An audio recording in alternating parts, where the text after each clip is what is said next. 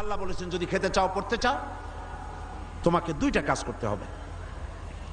ওয়ালাউ আন্না হালাল কুরা আমানু ওয়াত্তাকাউ লাফাতাহনা আলাইহিম বারাকাতিম মিনাস সামাই ওয়াল আরদ।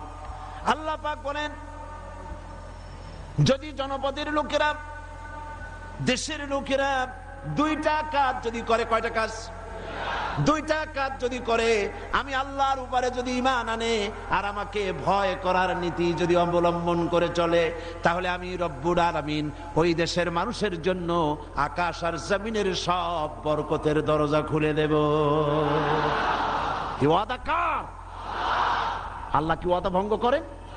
কখনো, তিনি কখনো ওয়াদা ভঙ্গ করেন না।